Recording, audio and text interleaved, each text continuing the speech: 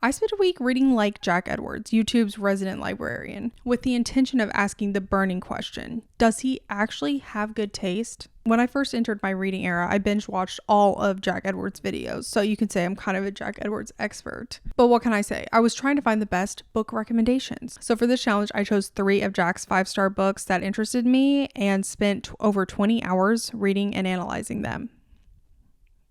Yeah. So here's what happened.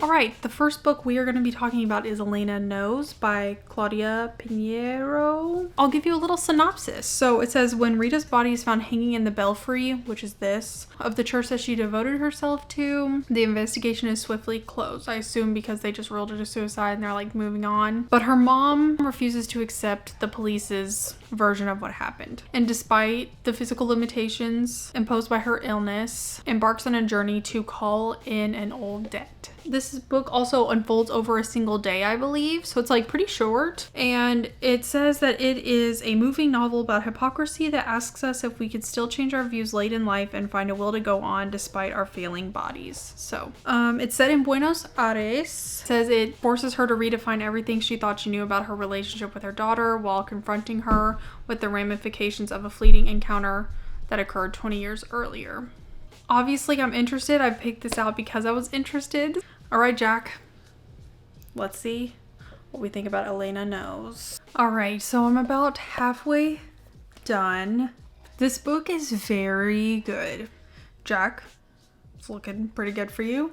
It's kind of about the stubbornness of old people. It's also a bit about how parents never really know their child fully, I think. Like, they only see one side of them, but never the full picture. Elena, she has Parkinson's disease, but not the shaking kind of Parkinson's, the non-shaky Parkinson's, which is apparently the worse, more severe kind, where your muscles just kind of lock up. It's not easy for her to move around. It's also a little bit about the hypocrisy of the church and kind of like the performativeness of caring about people, but then when push comes to shove, nothing is done. Normally, I don't annotate books typically because, to be quite frank, I don't read a lot of books that I feel like require annotating or that I feel like are profound enough to highlight or note for later. But there's like quite a few tabs going on currently. So yeah, this is going really well.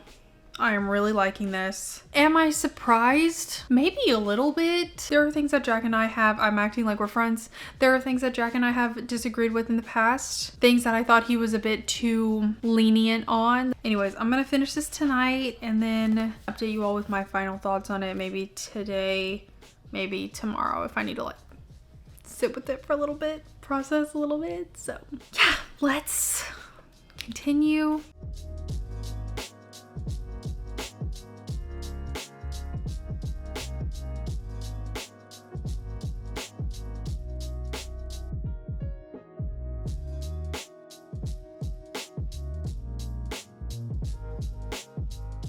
Okay, so I finished Elena Knows. I did not like this. Let me just say I'm afraid to say why I don't like this. Like, not trying to get canceled.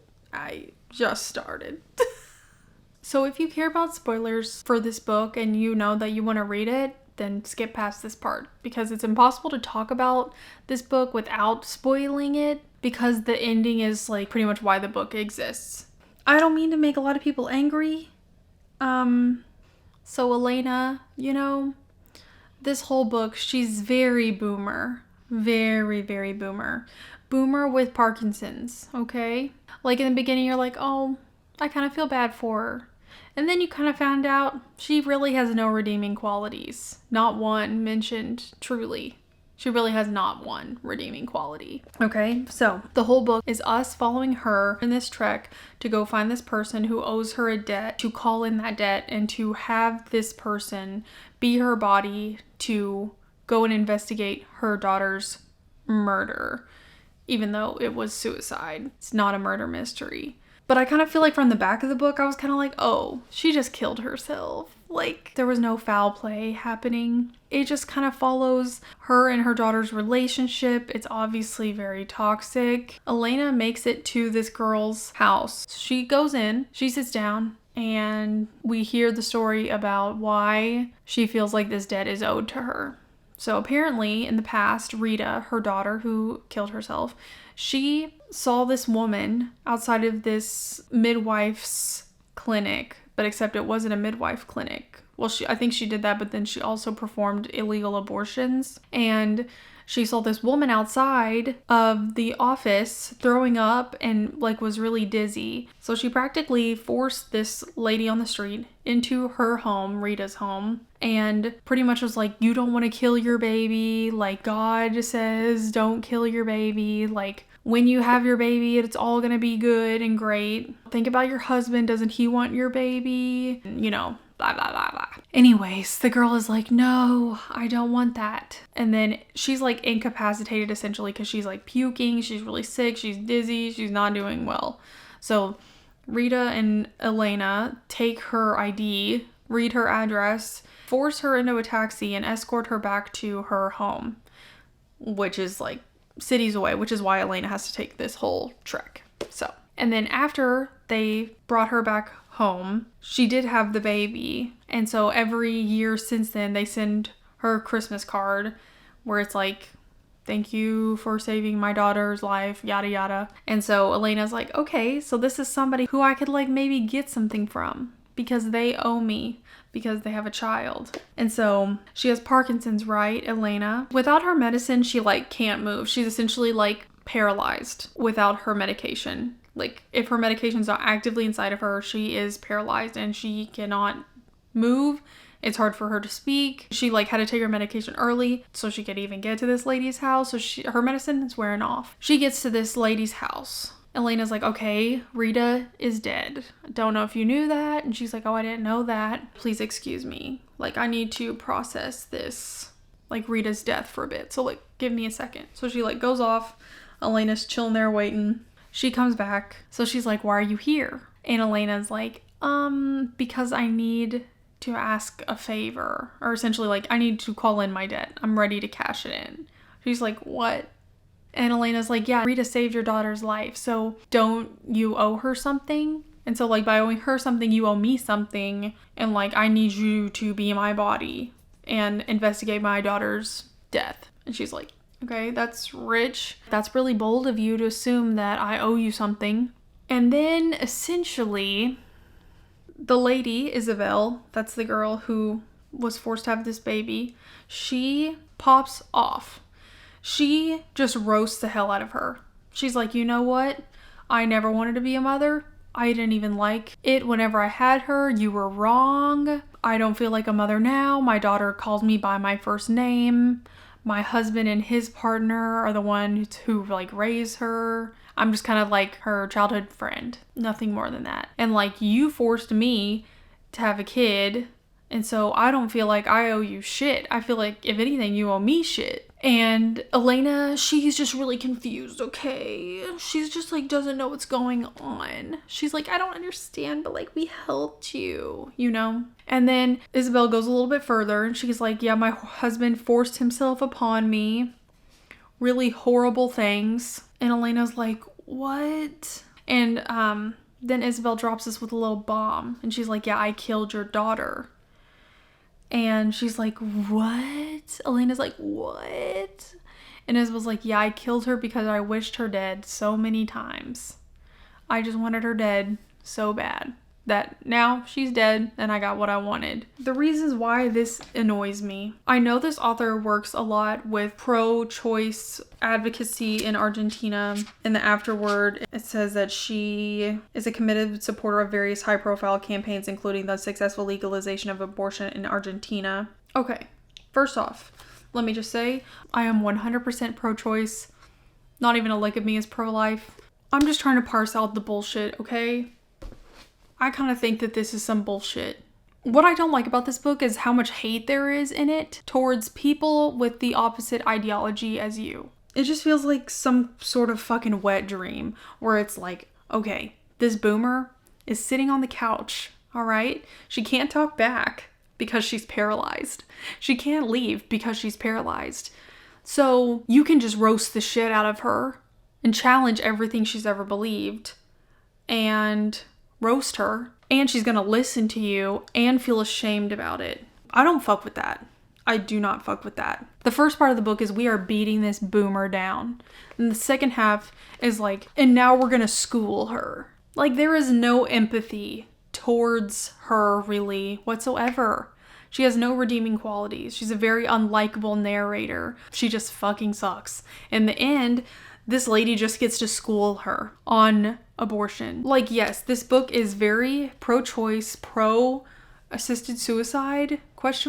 Very anti-insurance. Me too. I'm all of those things. I'm pro all those things. But this book fucking pisses me off. And for anybody who's like, given that abortion, you know, obviously isn't legal in every state anymore, is this book necessary? Do we need this book to help us? My question is, who is gonna fucking pick up this book that is a hardcore Republican? The answer is slim to none. And if they did read this, they would throw it in the fucking garbage. My thing is, like, if you're trying to push an agenda, this is not an effective way of doing it. The only people that this is gonna reach are people who already feel this way. And what good is that gonna do? I just think this book does nothing but bring us further apart as a fucking entire society. Another thing is that Elena from the Parkinsons, her head is constantly like down, and her daughter in the past always commented on how it looks like she's like always ashamed of herself. That kind of symbolism kind of fucking pisses me off too. Because it's essentially like, oh, you should be ashamed of yourself for how you went about this thing. The title of the book is Elena Knows, right? And so the whole point of it is like, oh, she doesn't actually know. Like, she needs to be humble. She needs to be humbled by this fucking girl telling her about her story. And it works. If I know any fucking old person, boomer, that shit would not work for them. Okay? It would not work. You try schooling a boomer, it's actually going to make the whole situation worse. It's going to push them further down their ideologies. It's not going to take them out. And it feels like instead of Elena knows, it's like Claudia knows. That actually should be the title. Because that's kind of what it's saying. It's Elena thinks she knows, but actually Claudia knows. She knows. And Elena, you need to humble yourself. Because Claudia is the one who knows. And like, I think that's the fucking problem. Is that none of us know. I don't think most people are like, hey, you know what? Today, I'm going to be a shitty person. I'm just going to choose that. I'm going to choose to be shitty because I like it. Everybody is just doing the best that they can with what they have. It's so hard to feel sympathy for Elena because she's ignorant and unwilling to face the truth that she is afraid of. But I can feel like sorry for Elena once she accepts the truth and like is humble about it, you know? I said I can't feel sorry for ignorance, but I can feel sorry once they accept truth and humility.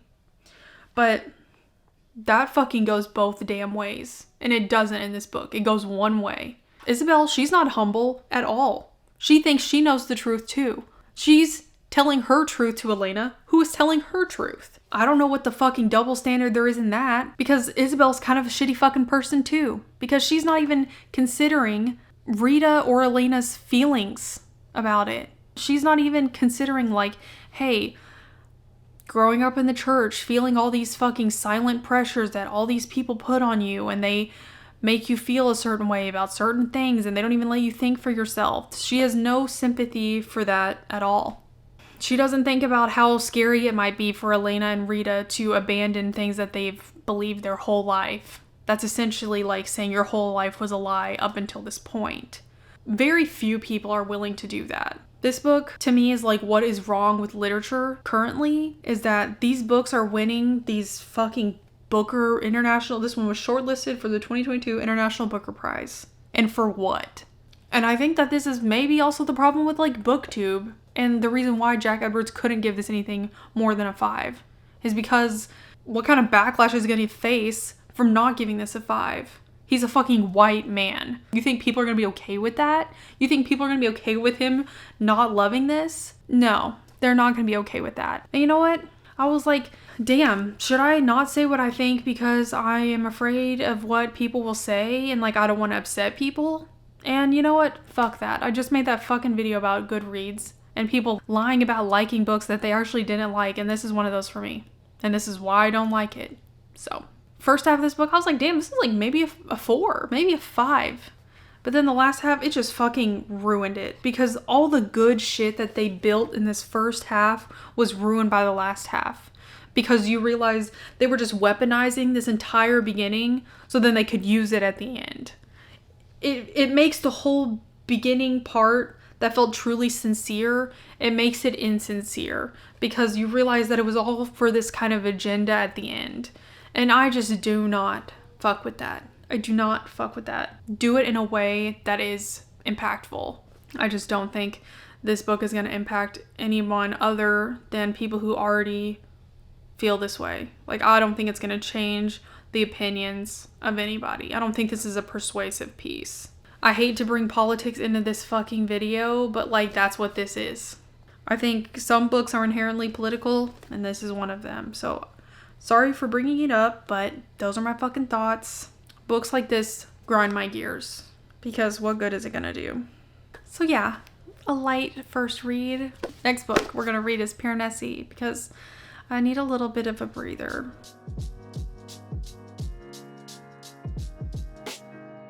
Hello everyone. Got a lot of cat hair flying around. We have a Kimmy here with us. Okay, so I actually finished Piranesi. Didn't update you all while reading this because like the first 40 pages I was like, wait, I don't know if I have the right attention span for this. It's a lot of 16th day of the 10th month in the year. I traveled to the 960th Western Hall to the 4th day of the 5th month in the year the albatross came to the Southwestern Halls. You know, it's a lot of that. And it's just kind of like, what? So the first 40 pages, I was not having the best time. I was not. Could have had a better time, if I'm gonna be honest. Okay, like I put it down after page 40, but if I had just gotten to like page 48, I would have been okay, you know? It's right around there where it picked up a little bit for me, so I will say that. This book kind of came out of nowhere, you know? Obviously, I was not loving it first 40 pages, but I kind of flew through the last ones. So yeah, I have a lot to say about this book. So if you are interested in reading this, do I think going in it blind is good? Yes and no. If you're curious enough to give it a try and you are going to persevere no matter what through this book because you are so interested, then don't watch this. But if you are not sure and you need to have some convincing, I got you. So I'm gonna read my Goodreads review because I think it sums up my thoughts really well. Okay. Piranesi is about the absurdity of daily life, the wonder of the world, the search for truth no matter how terrifying it is, and the kindness of the people and creatures inside, even if a few suck. It's incredibly refreshing and insightful. I truly do not know how someone could come up with this concept. The first part of this book is a bit laborious to read, but I do feel like it's used to illustrate our growing impatience with media and the intolerance of anything that isn't immediately gratifying. And it will definitely be a reread. So yeah, I loved this book. I shed a couple tears at the end just because it was like touching, not necessarily because it's sad. I think I felt lonely a lot throughout most of my life, and so does Piranesi. And that's really relatable to me. It kind of feels like that meme where it's like, we're not supposed to be working a 9 to 5. We're supposed to be just like out in a field, like eating some vegetables, you know? It's kind of very anti-capitalist in a way, where it's like, you don't need a lot to have a happy life. You don't need a lot of material things. Yeah, there's a lot in this book that I think I missed the first read, and I think I'll benefit a lot from a reread. And I don't mind to do a reread because it's so short. I don't think this really could have been any longer. Part of me kind of feels like the beginning needs to be edited a bit, but then at the same time, like I said in my review, it does feel purposeful, where those who work past that first part are like adequately rewarded for their patience. And that alone is kind of a testament to the book. Like, you're willing to keep going. I don't know. It seems very original. I truly don't understand how she came up with this. It's like a castle, a marble castle, and it's a never-ending labyrinth, you know, like lots of halls, lots of rooms, lots of doors, lots of statues, all made of marble. And it's also part sea. It's kind of interesting because the setting is pretty natural, even though he is in like a marble building, because marble is natural. It's a natural stone, and the sea is natural, obviously. Like, it doesn't feel very man-made, even though it has like a lot of architecture and statues. It's kind of like this in-between world. I don't know. This shit is crazy. But it is so good. The writing is really good. Piranesi is really likable. He's naive in a wise way and not a dumb way. He's observant. Is this book about how good journaling is for you? Maybe. This is a book I would be interested to know like what everyone's takeaway is, because I feel like everyone's is going to be different. Like the things that I come away with are things that are very personal to me and myself, but I don't think that's necessarily what everyone's going to take away from it. And so this is something I would really want everyone to read and then know what they thought about it, because I feel like it would say a lot about them and like who they are like at their core, you know? Jack, this is a 5-star for me as well. I don't have that many 5 stars, but this is one of them. I just think this book is going to stick with me for a long time. This book says what I wish Elena Knows said. And so that was kind of refreshing also, because it was kind of like after Elena Knows, I was like kind of defeated, anxious about filming. That's also kind of why I didn't update, because I was anxious about saying stuff again. But yeah, this one says what I wanted Elena Knows to say. There's one quote in here that I thought summed up the book pretty well. Perhaps that is what it is like being with other people. Perhaps even people you like and admire immensely can make you see the world in ways you would rather not. Yeah, that really sums up the difference between this novel and Elena Knows for me. I just think nothing good can come from hate, whether it be hate for other people, hate for other people's thoughts and feelings. I also don't really think anything good can come from hating things that are horrible. Like, you should dislike them, but there's no point in hating. I don't know. Yeah, so I really like this. It's really good. It also kind of touches on technological evolution. It's kind of like, why? What's the point? We have everything we need already. It just kind of is a fruitless endeavor. So I don't feel like this book is sad. It's the New York Times book review said it was rich, wondrous, full of aching joy and sweet sorrow. I think it's touching. I don't know if it's necessarily sad. Yeah, I think I'm gonna read more of this author.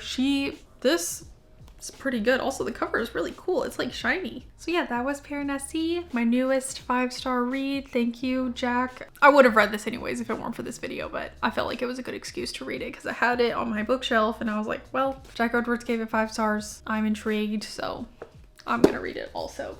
But I hope I did this justice and am conveying how much I appreciate this piece of art and conveying how important it is to me. So very, very good. If you are not enjoying it, I would encourage you to ask yourself why, what it is that has made you not enjoy it, what has led you there. Because whenever I was like, ooh, I'm too ADHD to read this, and then the more I kept reading it, I was like, why? I just think everything nowadays is so like, oh, we're just gonna grab your attention really fast and like overriding your mind and like triggering all kinds of dopamine receptors. This is not a dopamine ride. And that's kind of what I like about it. I don't think everyone's gonna like this, but very good. It kind of touches on my point also about how I don't think we know anything. None of us know anything. I don't think there's any sense in saying something is definite, like, we don't really know. None of us know. Reality may not even be as we see it. So I just really liked it, and yeah. So the next book we're going to be reading is At Night All Blood is Black. This was the winner of the 2021 International Booker Prize. So that's interesting. Very small. Very, very skinny and small. And big words. So it's only like 140 pages, 145. So I'm very interested in this. I don't really know what it's about. World War I. That is the vibe I'm getting. So I'm just gonna go into this blind for the most part. I don't remember why I chose this one. I just remember reading the synopsis and being like, that sounds really interesting. I'm gonna pick that one. So yeah, we're gonna try this out. My back is hurting from sitting on this bed. World War I. Let's go. Booker Prize winner. So let's see if this Booker Prize winner is deserving of it. So it says it was also the winner of the Los Angeles Times Book Prize, one of the Wall Street Journal's best books of fall. I love fall. I can't wait for summer to be over. An NPR best book of 2020. So cool. This cover is pretty sick too. So amazing. I think Piranesi was the perfect book to read post Elena Knows. I don't think I'm gonna put Elena Knows in the beginning of this video. I would like it to be more towards the end. So you may see this book in the beginning. So if that's the case, hello everyone, this is our first book. It is At Night All Blood is Black. So yeah, catch you all in a bit. This is so small I may just update you in the end at the after part, but let's go make some tea together.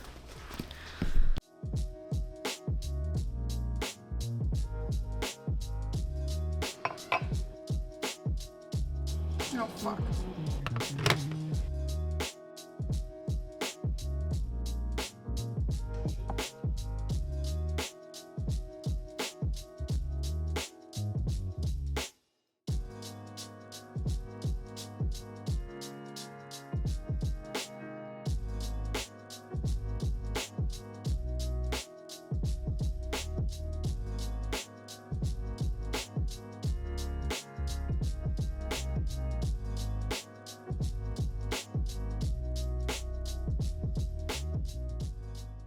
Long time no see. It's been about a week. I had a work trip, so that really threw off everything.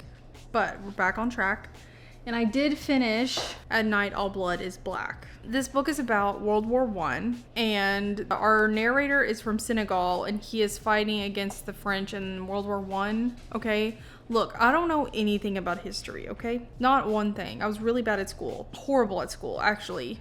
Nothing could have made me pay attention other than drugs. Didn't know I had ADHD, so that really threw me for a loop. Anyways, so yeah, I don't know anything about World War I. If I'm gonna be quite honest, I don't even know who was fighting in World War I. Like, do I even know what the conflict was in World War I?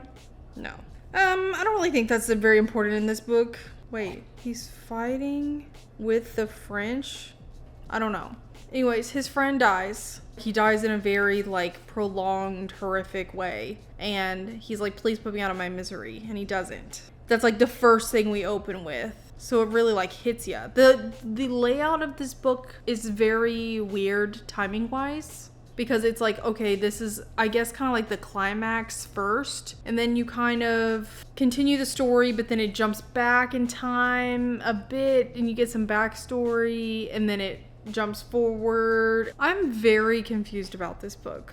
Genuinely very confused. It's extremely dark, like so graphic your stomach hurts. I'm confused because I do not understand how this book won the 2021 International Booker Prize. Like, I don't get it. Am I the problem? Is this book, like, am I missing it? The reasons I say that is because it's a book about war. It has some really great takes in the book. It's like, oh, that is something I've never really considered about war. And it, like, highlights a lot of things, like armies. They want you to be, like, madmen on the battlefield. But, like, only then.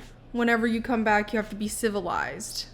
And, like, how that's kind of whack. I thought it was going to be a lot about his friend, but it's really not. I think this book has great commentary on war. There are some parts where I'm like, why is this in here?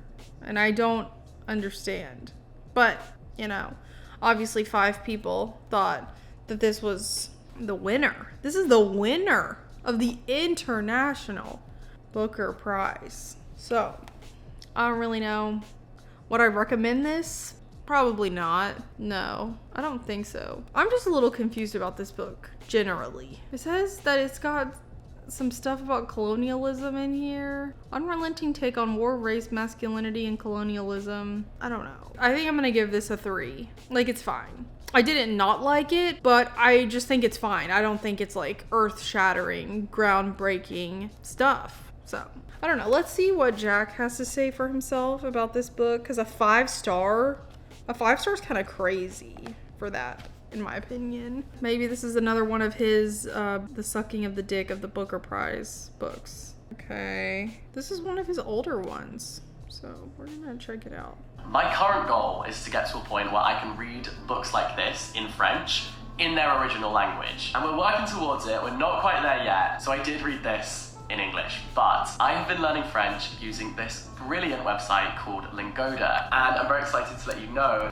And now, on with some books. At Night, All Blood is Black. I think this is one of the best titles ever. This actually won the 2021 International Booker Prize, and I can absolutely understand why. This is harrowing, unrelenting, unsparing. It's about grief, about trauma, about madness, and we follow two Senegalese soldiers who are fighting for the French army in the First World War, when unfortunately one of these two men is dreadfully wounded. He is in absolute agony, and so he begs his best friend Alpha to put him out of his misery. Now Alpha, who is our central protagonist, cannot bring himself to kill his friend, which ultimately causes more pain and suffering for that friend, and this is a decision that haunts him. It completely consumes him. It drives him to insanity. And so At Night All Blood is Black is more than just a war novel. It's also the psychological undoing of a man and a descent into a really horrific mental state. It is gory, it is brutal, you can probably tell this is not for the faint-hearted, but I just thought that the prose was so electrifying and taut. So let me read you some of it. I am reconciling immobility and mobility,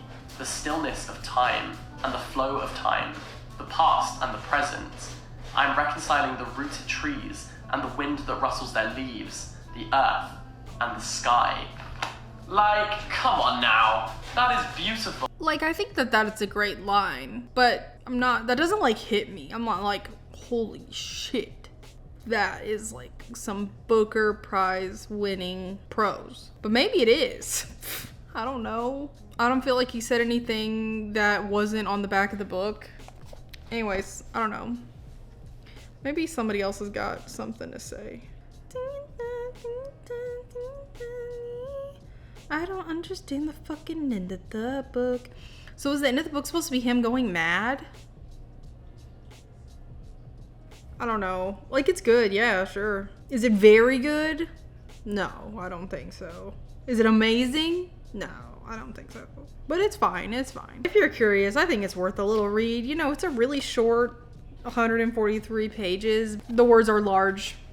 And you got pages like this, you know? So yeah, that was At Night All Blood is Black. This one, I'm like, Jack, explain more. Give me more reasoning aside from what is on the back of the book in the quotes. You know? Like, he can say that this is why he liked it, but I just don't believe it. Not that I don't believe it, but it's like, I don't know. I don't know. You confuse me.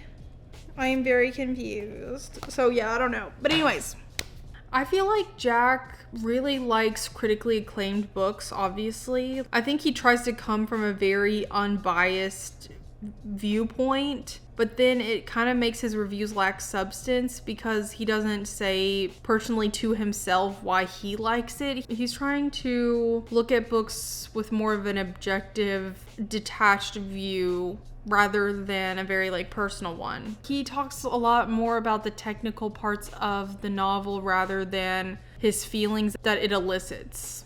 Maybe for that reason, that's why he likes the Booker Prize winners, because they are less, you know, it's like, I can't really relate to this. This doesn't hit me personally, but I think it's a good story. Like, I'm glad this story was told. Like, 5 stars for me is like this, I connect with this. This resonates with me. And like, this speaks to me. That does not speak to me, but it hits. But that doesn't necessarily mean for me that it is a 5 or that it's like so technically good that it's a 5. So yeah. See y'all later.